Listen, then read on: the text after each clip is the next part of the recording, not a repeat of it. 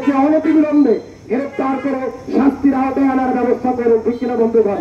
এবং আগামীতে যেন এই ধরনের জাগুক। এটা একটা হারাম জিনিস, এটা ইসলাম থেকে হারাম করেছে, সামাজিক ভাবে এটা একটা নিষিদ্ধ জিনিস। সরকারি এটা যেরকম ভাবে কোরআনের স্পষ্ট বাণী, সাথে সাথে এটা সমাজ ধ্বংস হওয়ার জন্য প্রত্যেকটা মানদণ্ডে আমরা স্মারকলিপির মধ্যে যে পয়েন্টগুলো উল্লেখ করে দেখিয়েছি, যে সব পয়েন্টে এরকম বিস্তার আকারে এরকম ভাবে মাদকের কারবার চলতেছে। আমরা যদি একটি আদর্শিক সমাজ পরিগণিত করতে চাই, আপনি যতই বলেন না কেন সমাজ উন্নতির, বর্তমানে মাদক এমন ভাবে ফেলাপ হয়ে গেছে যে আজকে ঘর থেকে আমরা পাশাপাশি কারাপাড়া ইউনিয়নেরও কিছু সংখ্যক লোক এখানে সমবেত হয়েছি। আমাদের দাবি একটাই, আছেন আমাদের আলোচকদের কথার মাধ্যমে আপনারা সম্পূর্ণভাবে আপনারা বুঝতে সক্ষম ভাবে যেন পরিপূর্ণভাবে অ্যাকশন গ্রহণ করে।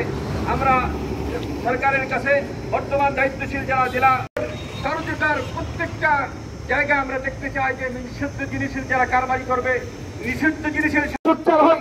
যদি আমরা সবাই একতাবদ্ধ হই তাহলে ইনশাআল্লাহ এই মাদক আমাদের এলাকা থেকে, আমাদের দেশ থেকে দূরীভূত হয়ে যাবে ইনশাআল্লাহ। আমরা আজকের এই বাগেরহাটের পৌরসভার এলাকাবাসীর পক্ষ থেকে আমরা এখানে দাঁড়িয়েছি। আমরা সবাইকে আবারও জানিয়ে দিচ্ছি, পাশাপাশি জেলা প্রশাসক বরাবরও আমাদের মহামান্য এখানের দায়িত্বশীল বর্গণ যারা রয়েছেন, অ্যাডভোকেট মহোদয়রা রয়েছেন, আমাদের ম্যাথসের ছাত্র ভাইরা রয়েছেন, আমাদের এলাকার গণ্যমান্য ব্যক্তিবর্গ রয়েছেন, তারা আজকে এই মাদকের কারণে অতিষ্ঠ। তারা সমাজে তাদের সন্তানরাও আজকে এই বিপথে চলে যাচ্ছে। তো এই পরিবারের ধ্বংস একসময় আমরা চাই এটার ছায়া, এটার প্রক্রিয়া যেন আমাদের পরিবারের মধ্যে যেন না আসে। সুতরাং আমরা চাই সমাজকে এই মাদক থেকে মুক্ত রাখতে। আমরা চাই মাদক মুক্ত একটা সমাজ গঠন করতে, সুস্থ সামাজিক একটা মানুষ স্বাভাবিকভাবে চলুক। সমাজের প্রশাসন বরাবর যে দাবি তা হলো, আমরা চাই আমাদের এলাকা থেকে, আমাদের বিশেষ করে আমাদের বাগেরহাটবাসীর পক্ষ থেকে আমরা জানাতে চাই, আমাদের বাগেরহাট থেকে সমস্ত একদম নির্মূল হয়ে যাবে মাদক থাকবে না।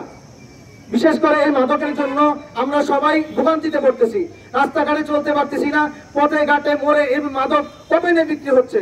এগুলো আমরা দেখে আসলে আমাদের বাচ্চাদেরকে আমরা বাইরে বেরোতে দিতে পারতেছি না। আমাদের স্ত্রী, আমাদের বোন, মা বোন যারা বাইরে বের হচ্ছে, আজকে আমরা নিরাপদ মনে করতেছি না। আজকে তারা যদি এই মাদক, আমরা জানি যে একজন যদি মাদক সেবনকারী, তার হিদায়ত জ্ঞান থাকে না, সে যে কোনো জিনিস করে ফেলতে পারে টাকার জন্য। আজকে দেখেন আমরা বিভিন্ন সময় দেখে ছিনতাই, হাজারি হচ্ছে, কারণ একটাই, তা হলো মাদক। এই যুব সমাজকে আমাদেরকে বিরত রাখতে হবে। সুতরাং মাদক এতটা ভয়ঙ্কর রূপ ধারণ করেছে, আমরা দেখতে পাচ্ছি আজকে আমাদের ঘরের পিতা সে নিরাপদ নয়, ঘরের মা সে নিরাপদ নয়। আজকে বিশ্ববিদ্যালয় থেকে শুরু করে আজকে সমাজের প্রত্যেকটা রন্ধ্রে রন্ধ্রে, ছাত্র বলেন, যুবক বলেন, আমরা দেখতে পাচ্ছি যে আমাদের মায়েরা পর্যন্ত আজকে এই নেশার মধ্যে এমন ভাবে লিপ্ত হয়েছে যে সে নেশা করে এমন অবস্থায় সে বাড়িতে ফিরে আসছে, তার কোনো হিতাহিত জ্ঞান থাকছে না, সে তার পিতামাতার সঙ্গে পর্যন্ত অশালীন আচরণে লিপ্ত হচ্ছে, ঠিক কিনা বন্ধুগণ?